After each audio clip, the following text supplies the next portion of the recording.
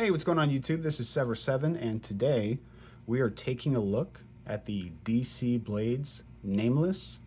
That's with the ultimate goal of seeing if it's worth adding to your collection or your daily carry rotation. Now, this knife did come from the Lefty Pass-Around group. It was designed by Justin Carvin of DC Blades, and the OEM for this knife is Migaron. All right, so jumping right into it, we have a super unique closed profile. With these notches and this aggressive front flipper. I'm willing to bet this is a you love it or you hate it type of design. And by the end of the review, you're going to know exactly which side of that coin that I'm on. But jumping right into it, we've got black titanium scales on both sides. We've got this beautiful Damascus inlay on both sides. We have a stealthed out pivot, that classic Shuriken logo that they use. We do have a 25% backspacer. It is jimped, but it's flush with the scales, so it's not functional jimping. It's just kind of, a little something extra they did to add character to it, which I appreciate. We have no spot for a lanyard, which is fine. On the back here, we can see that we have a medium carry milled titanium pocket clip. It's got a hole in it to show some of that Damascus, which is, I think, really awesome. Because if the pocket clip was just solid, we'd be missing out on a majority of the Damascus. So the fact that they put that little window there, I think was a really nice touch. We do have a Damascus pivot collar. And then we've got a little flare down here on this lock bar relief. Now let's talk about the ergonomics. So this knife was meant to be self-defense first, right? So our fingers go up here and we are essentially reverse gripping it. We have a very nice spot for our thumb to land. So this is the intended way to hold this knife. However, since 99% of us are not going to use this knife for purely self-defense, like if you carry this, you're going to want to EDC it. I carried it like this. And believe it or not, holding it backwards is just as comfortable as holding it the intended way. What I like, I wear large size gloves. I can hammer fist it. What I like is that this is jimped up here so well that I can just kind of rest my thumb here.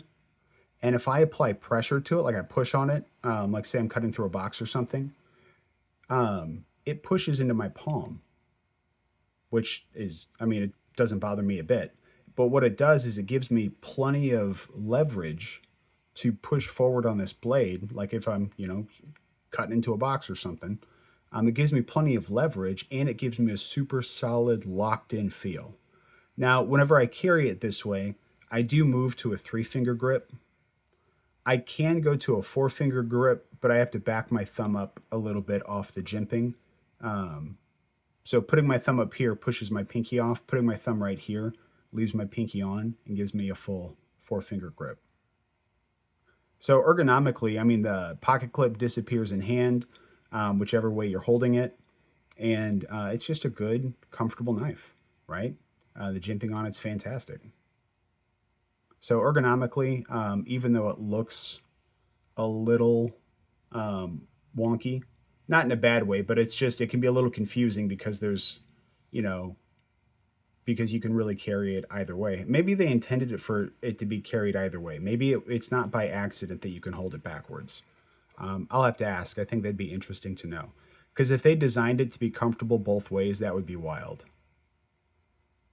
But it kind of looks like they did. Yeah, I need to ask that. Now let's talk about the blade. We've got this very handsome P-Call style blade. We've got the blade steel's 14C28N, which is just a great balanced, I don't want to say budget steel, but it's pretty much the nicest steel you can get without going premium. Some people argue 154 CM is better than 14C28N, but I'm not here to decide that. You guys can fight about it in the comments. We have a very nice swedge. We've got a shallow flat grind. And, you know, at first, I wasn't convinced this was going to be good for EDC. But I've since realized that I was dumb. This is great for EDC. One, because you can, so you have great lockup right here for pushing into cuts, like, you know, if you're cutting boxes or something like that, which this doesn't lend itself the best for cutting boxes because we don't have a ton of blade length. And we do get thicker towards the top. But you can hold it like this and have a perfectly locked in feel. And if you really need to dig in, you've got these flat spots right here. You could land right on top of this, and now you are mega locked in. Like, this feels solid. You could tear through anything holding it like this. I mean, this is like, the amount of leverage and force that I have is insane. But not only that, the tip isn't terribly hard to get. I'm a little restricted with the room I have, but the tip isn't hard to get down considering, you know, you're holding the knife like this. Here, there we go.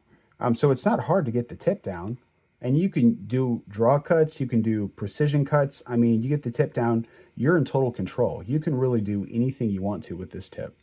You know, especially poking into like dog food, cat food. But it's precision oriented as well, which means if you need to do any sort of like specific precision cuts, like let's say you're unboxing a knife. Let me swap my hand back around. Let's say you're unboxing a knife, and you don't want to jack up the packaging, but you want to cut through the plastic. This is perfect for that, right? Just poke that tip in, pull it down, and you can take that plastic right off and not worry about, you know, cutting your box or anything like that. You know, the box that it comes in. So this is going to be a very solid EDC blade. And it's done everything I've needed it to. I wouldn't cut boxes at the factory for 8 hours with it. But as far as general use EDC, it's been really, really nice. This is a PVD coated blade, not DLC. But yeah, I mean, that's about it. I have a lot of confidence in Migron's 14C28N.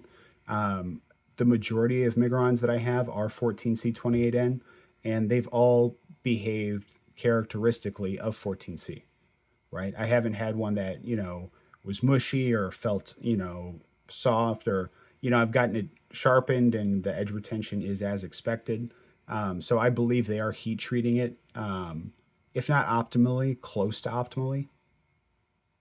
Now let's talk a little bit about this action. We've got a few modes of deployment here. We've got our thumb studs, and we've got this really aggressive and well jimped front flipper. Yeah, they could have put 2 more jimps in there to get it up and around, but it's not the end of the world because they did such a good job with this jimping.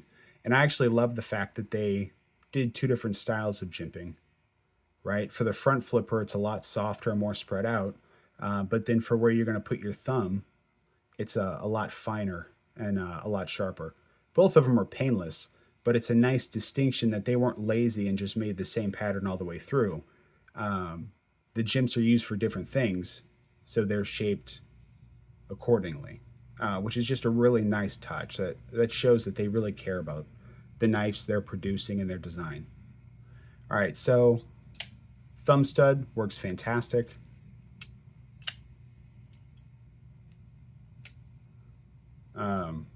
Reverse flick, or not reverse flick, I'm tripping, but side finger, thumb. You have to watch out because if you're choked too far up, whenever you go to deploy it, you're going to end up preventing it from locking up, right? So it's easy enough to just stay out of the way. You don't have to be too far down, but maybe like right here. As far as acoustics go, We have good acoustics on the way up, good acoustics on the way down, and we even have, oh my bad, we even have bonus acoustics on the disengage.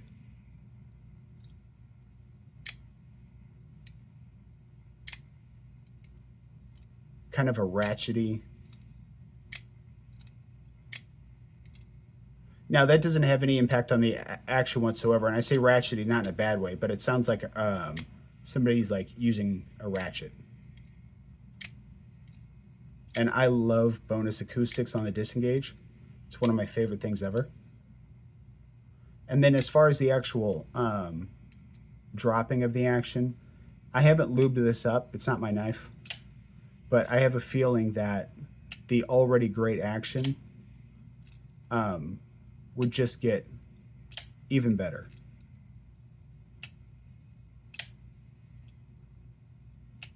Maybe not hydraulic, but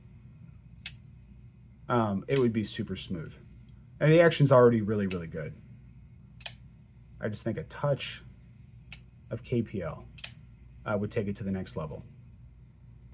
All right, so as far as specs go, we're looking at an overall length of, let me double check. I want to say it's 6.75 inches is the overall length.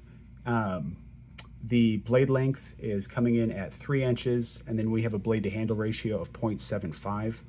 Now, I say anything above 0.7 is acceptable. The closer you are to 0.8, the more of a Shiro 50-50 look you get. Now, this does look lopsided. It looks like the blade's a lot shorter than the handle, but that's really more of an illusion. If you were to actually go like here to see the difference, like a knife would normally be, you can see that the blade to handle ratio is actually pretty good. I do think they could have squeezed in a little bit more. I'm hoping you guys can see that. I wish they would have squeezed in a little bit more. They don't have room to do it with this backspacer, but I would have traded off, I would have taken standoffs and a longer blade as opposed to having the backspacer. But I mean, that's just preference. I'm really big on blade to handle ratio. The overall weight is 3.63 ounces, which isn't bad. It feels lighter than that. You know, it's not cumbersome or overbearing. Let's do some size comparisons. Up against the milled aluminum Civivi Brazen. It is the third best Civivi ever made, next to the Visions. And we're coming in quite a bit larger than the Nameless. We'll do the real steel Sylph. And the Sylph is coming in, I'd say about ½ an inch longer than the Nameless. And then my favorite budget knife of the year so far is going to be the Migron Gottov. Although I do think there's some other knives in Migron's lineup that I would like more than this, that I'm looking forward to getting my hands on them. There we go. And it looks like they're pretty close. They're pretty neck and neck as far as size goes. Just for reference, this guy is $29 and some change, so under 30 bucks on Migron's website. If you guys go to White Mountain Knives and use code S7, you'll take like $3 off, which isn't a lot, but when you're talking sub 30, I mean, that's, now you're getting it for like 26 bucks and some change, right? Okay, so what's the price on this bad boy? Well, the standard configuration, which comes with either twill carbon fiber or red forged carbon fiber, I believe, those run for 140 bucks. So at 140 bucks for the standard configuration, it's 14C28N, carbon fiber inlay, still titanium scales. I think for what you're getting, I think that at 140, it's a fantastic price. I could recommend that to anybody, provided you like the aesthetic of this knife. I do like the aesthetic of this knife very much. So if you wanted something that was really unique in design, a conversation piece, which there's plenty of knives at 140 bucks that are going to give you, 14C or 154 CM. But to have one as interesting as this knife, no. None that come to mind. I know Concept gets pretty crazy, and I love Concept, but they don't get this crazy. So I would say if you like the aesthetic and you like how interesting the knife looks at 140, I could absolutely recommend this knife. Is it going to be a good functioning tool? Yeah, absolutely. I mean, it does have some trade-offs though. You're talking P-call style blade. This thing is not optimized for EDC, which is does surprisingly well for EDC, considering that it's self-defense first. Now, the version that I have right here, this version is still 14C28N, and it's coming in at about 230 bucks. So let's talk about that for a second. What's the difference between this and the other ones? Just the inlay. You get the Damascus with this version. The other ones you get carbon fiber. Is that worth the $90 increase? Well, that depends. So I really love the aesthetic of this knife, and I am one who is willing to pay extra to get my preferred version of a knife. So for me, yeah, I would pay 230 bucks, and I'm actually going to pay 230 bucks and get this version of the knife. I don't get to keep this one. But could I recommend it to everybody? No. This version isn't giving you like the best bang for your buck dollar for dollar, right? Because the Damascus doesn't add any additional functionality to the knife, and you're essentially paying 90 bucks more for it. Oh, my bad. I blocked the front flipper. So I would say that at 140 bucks, you're getting a really good value, especially if you love the aesthetic. At 230 bucks, that's really going to be for people that are comfortable spending 200 plus on a knife, people that really like the extra, they like the sauce that this brings to the table. You know, and for me, the extra 90 bucks is absolutely worth it. I just can't generally recommend this version whenever the 140 version exists and gives you everything this one does, minus the inlay, right? So if you dig the aesthetic, but you know don't need the Damascus, then the base model is excellent. And then if you want the flair, if you want the extra, then you know, like me, then 230 is fine. You're just not getting the best like dollar for dollar value because you're essentially paying 90 bucks extra for cosmetics.